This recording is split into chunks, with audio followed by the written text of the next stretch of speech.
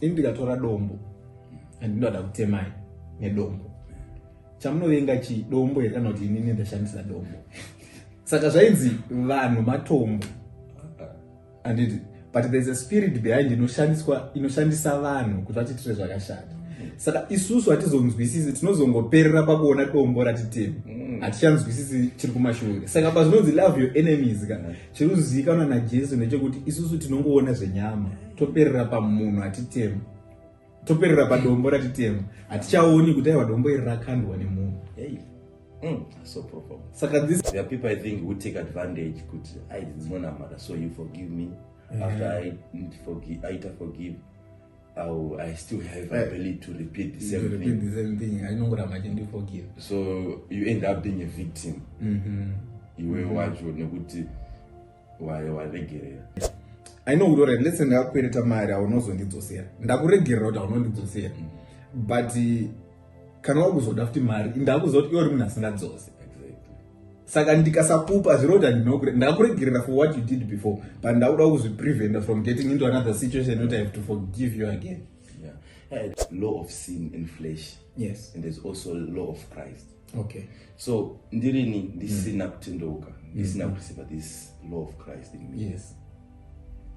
Mukanipambama izvozvo kamuri kana mukanditsika nemistake so tozobvunza but pane patomboita action. So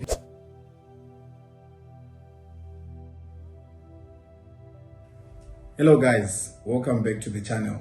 As you can see, crew rangaripo last week, we are still there, and today we have a quite exciting topic here so that we'll discuss anime. Hopefully the previous one makaiona and mukaigamuchira zvakanaka. Now today we want to talk about something very important, but I think maybe we just overlook or we just don't think deep about it. And this thing is called forgiveness. Forgiveness. So like in maybe chitanga could maybe tisazonyanya kudivert and to say chichinomonzi like forgiveness, like in your own understanding. Yeah, forgiveness, but I think letting go of someone okay, from the bottom of your heart. From the bottom of your heart. All right. Yes. So letting go of, so particularly letting go of someone, are we saying kuti munhu wacho to adatoti atichatonzwanani kana kuti tikungoti maybe zvaatiitira izvozvo, we are just overlooking or what? Is it like overlooking kana kuti itori decision yekutoti ndikutoti I'm not overlooking this but ndiri kuchiregerera? Yeah, it is a decision inofana kutoitwa nemunhu because ngakutsika yandit. Yeah.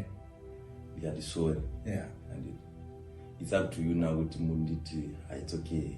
All right. Yeah. Go. Munhu asina kuti sorry. Doing it now you. Is it?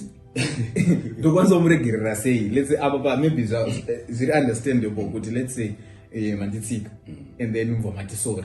Ko pane type yekuti munhu anototi ari yakutsika ka obva todoita kunge mhosva ndiwe futi kuti undowaisa gumbo rako pasi peraike. Ipapo manje it's also another decision. Okay. That you have to make kuti maybe aita asiri haana kuzviona kuti pane gumbo rangu. Yeah, it's quite interesting because even forgiveness tikangoitata as my Christians kuti titotanga from the beginning kuti titozonzooneso kuti havanhu vamwari takatoregerera. Yeah, pari deep.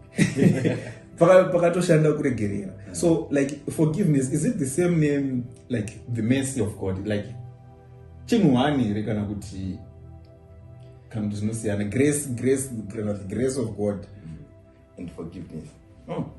This one is a good it's a good bullet.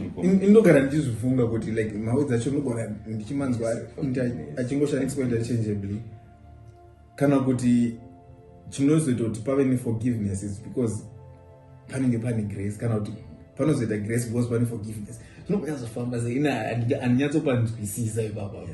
I think we also have to take it a bit of, but I think forgiveness ndo panotangira our first step kana it would out ndimwari vakutiregerera. The first step was forgiving us. Okay. So not around let's come together and reason together.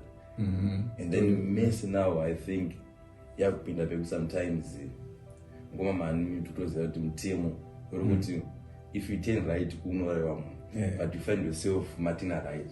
All right. And then now there is mess now ukuthi mama tende enyu right but all right chichizogera remember this woman aida kutakwa nemapwe after aionekwa chitata uta chakatenda baba it's mess because the law yaita ifana kuti ifana kutakwa namapwe. That was the law, but the mess you have to intervene now kwanza ano asati ambotadza apa ngata.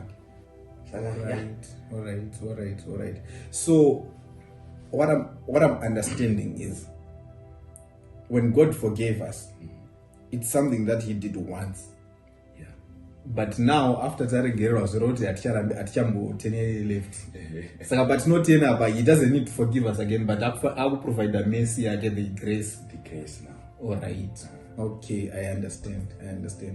So is it possible with nini ukantadzira ka1 ndokuregera unotadzira ka2 ndokuregera apano patinosvika pa limit here wangu akuzonyanya ndakuregera ka1 asi ndamona my disciples they go to open one of those. So how many times are we supposed to forgive each other? And 7 times.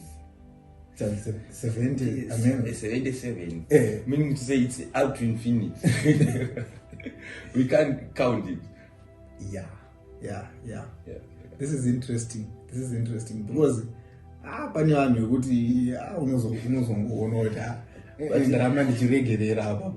So in days of manje, another brother was explaining this to me.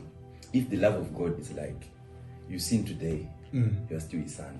Okay. Like you do something, he forgives you. So he was like explaining why some are going to end in hell. It's when Christ loves us, he comes with the rules or principles. They would no, don't do this. Love your neighbors, love yourself. But there are certain people now abide to certain things that Christ or he comes with as principles. Do I say that we are going to find in hell? So I find good if I'm dating someone right? I believe good in this dating thing we all have our flaws. But munagaramba repeat one mistake. I think that mistake you might find us stuck with the other side of the relationship. Yeah, because like pani munagaita mistake, of course mistake inoregerera. But ikazoramba ichidzokororwa ichisiri mistake. Munhu akutozviita intentionally kuratidza kuti alright wandiregerera but forgiveness yako ina basa. Unongochitemba sorry. Temba ndichazomboti sorry. But yeah, zvamato ndabva ndafunga this other parable inotaurwa naJesu chinzi there was a man akatadzirwa neservant yake. No. Yeah, that guy I think ane munhu akatadzira vamuregerera. But paakazotadzirwa neservant yake anomuregerera. Zvibva zvanzi manje munhu akadaro God becomes angry at that person kuti you are receiving my forgiveness but you don't want to forgive others. So I think like pa point yamami totaura kuti vanhu vanozopedzera vaenda sei kuhell. I think that's the kind of thing kuti God is showing love to us and is forgiving us. But isusu manje taakuda kuinzi isusu tisu tisingaregereri taakuda kujaji. So is there something jekuti ndinogona kuti you have to forgive and forget. Zviri practical here zvinhu izvi. One topic of forgiveness in common.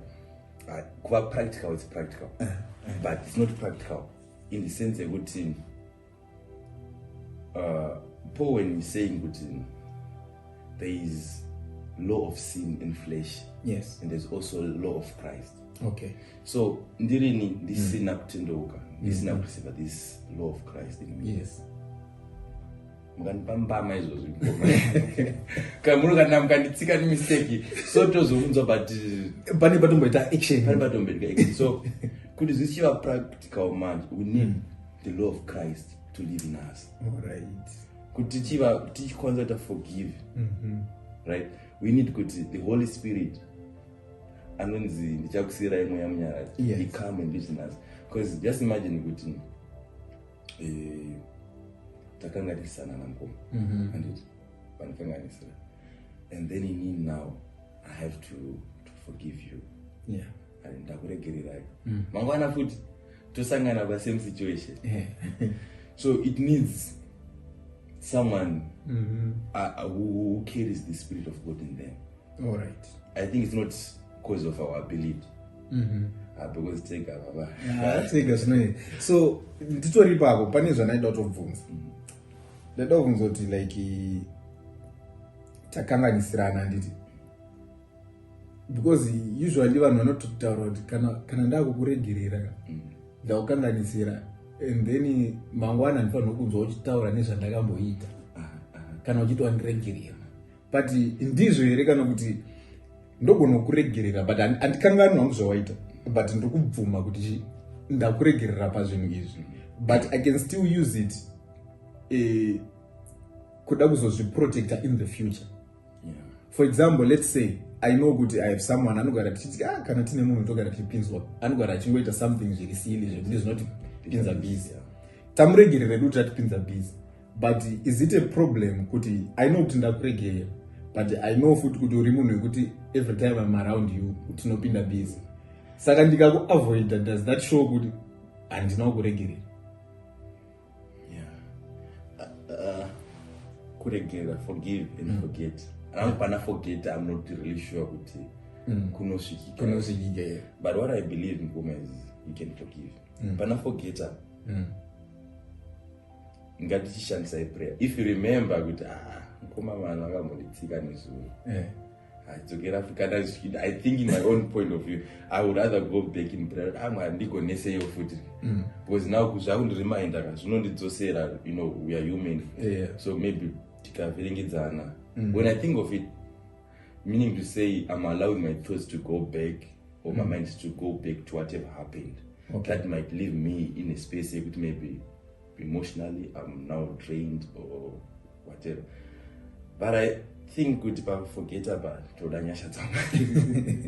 Bozi inini ndatozvungwa, inini nditori like koto ndandiri nditori munhu wekuti I don't forget. And but even if I remember what you did, it does not influence zvandichaita.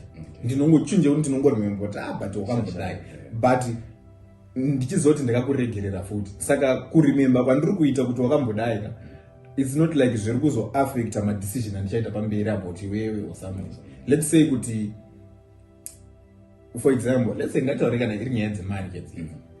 Ndova ndakwereta mari, ndokwereta mari and ndopromise kuti ndoidzosa. Ndova ndakuvhara. Ndondiregerera kuti ndakuvhara. But ndikazouya futi ndichikumbira mari.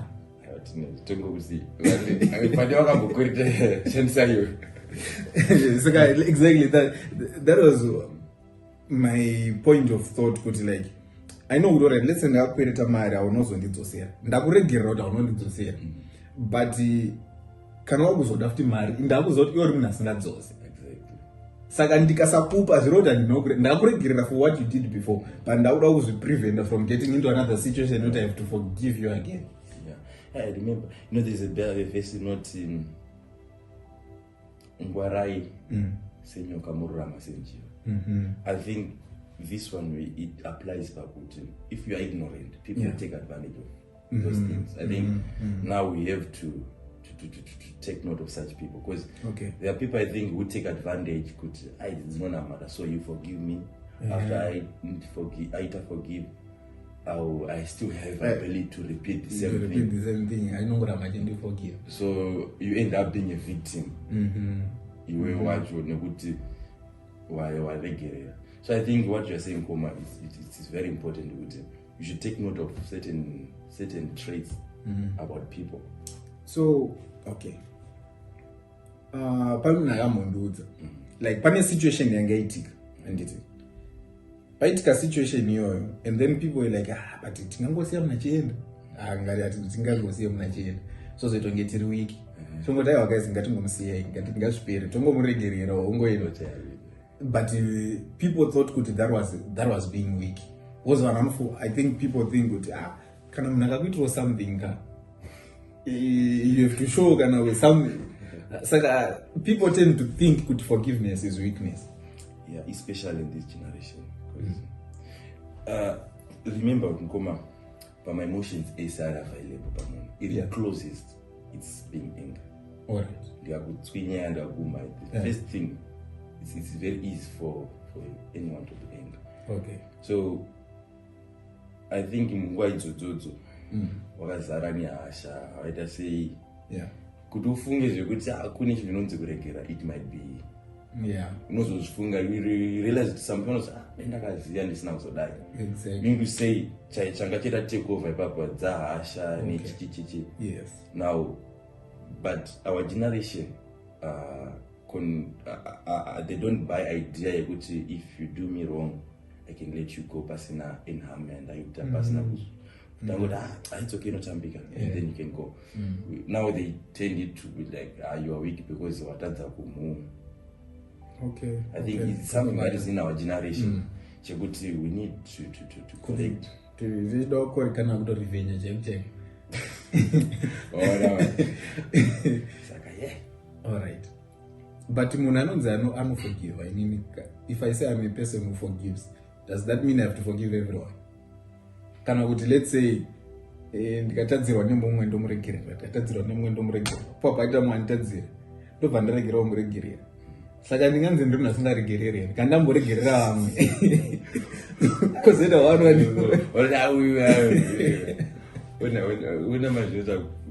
I think if you read last time but I talked about prayer, you mentioned about Lord's Prayer. Forgive us as we forgive those who trespass against us. Meaning to say apana kumenshena kunzi akupambama akutsika akubira zvangonzi forgive us as you like as we forgive others. Others, meaning to say munhu wese anopinda pana others.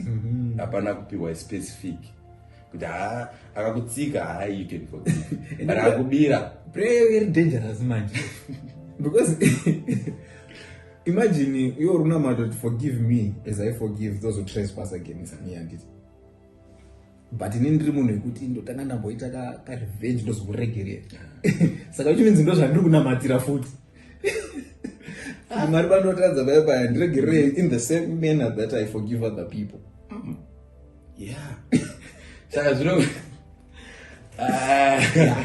saka robanzi yanzu Bible robert unokuwazwa unodya exactly.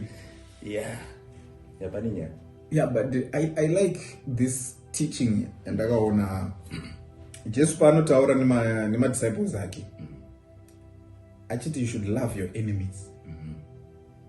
Saka ini chandatanga kufunga ndechekuti but is that even possible? Love your enemies. I can just ignore them but kuzoti love them.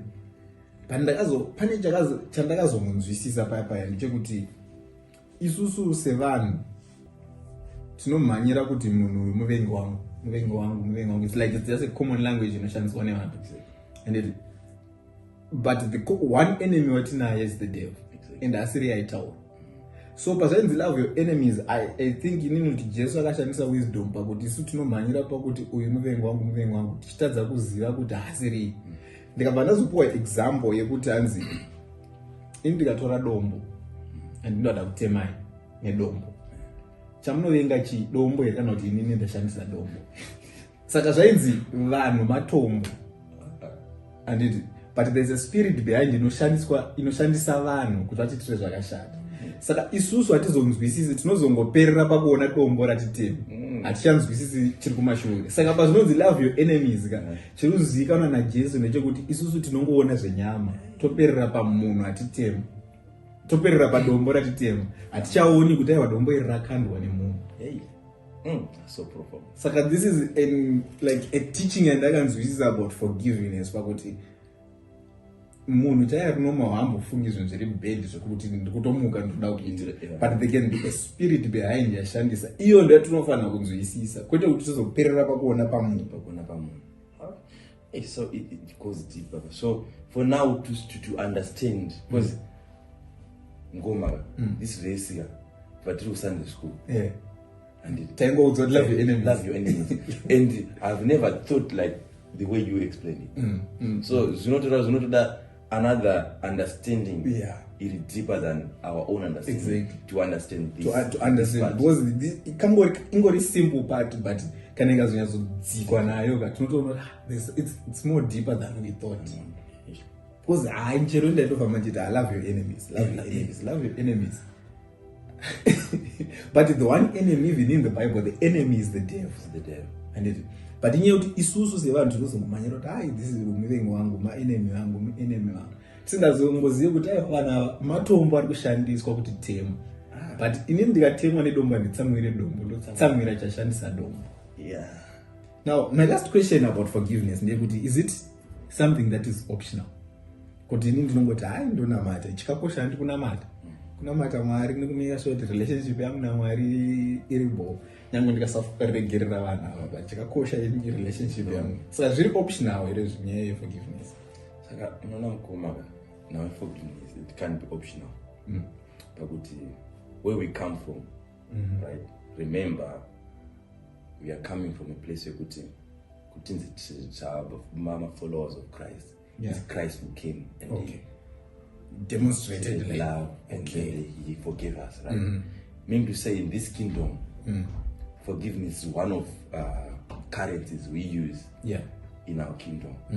So we don't talk much about it, forgiveness, but it's one of the deeper things. Because what it does, if the Bible knows not in forgiveness, it says forgiveness rots at the bones, and forgiveness. All right. You see, so meaning to say, if you don't forgive, remember, okay, have you ever experienced how you feel kana mukasaregerera munhu? When you see that person, ndara unonzwa mukati kuti ufila kuti, you see, so it's like wakahodha maglazi muruoko anditi rakatsemwa rikucheka ruoko, you are the one who's bleeding, but what you have to do is to open the hand and clean the glasses. So it is optional for besides hating you spiritually, it is hating your body. Okay. Instead of the heart to pump the blood very well. There's something that you feel within yourself normal. Yeah. After that, it now becomes a bridge or a wall between you and God. Yeah. When you go in prayer, you can go and pray, but that connection, because you are bitter, and muyamswene kuti ange achinyaso fellowship neme baba wakazarani hasha. Yeah. It can't. It can't. Yeah. So yeah, we choose to say it's optional. Of these days we say nah. We try to explain, we try to come with good jargon to explain whatever we are going through because of unforgiveness. But the truth is, at the end of the day, we have to forgive. That's why the Bible mentions Zuvara Gnovia. Don't sleep. Yeah. Makatsanga. So it has something that it does in our lives beyond the physical body, even in the spiritual life here. Okay. Wow. That's very profound. Yeah. I don't know about you guys at home. Kanamuni, also your understanding of forgiveness. You can also write it down in the comments below, and you can also teach us some of the things about forgiveness, because I believe it's even broader than we explained, than we discussed. There may be even some parts of forgiveness but forgiveness into play. So this is what we had for you today. Don't forget to like, comment, share, and subscribe. Until next time, goodbye.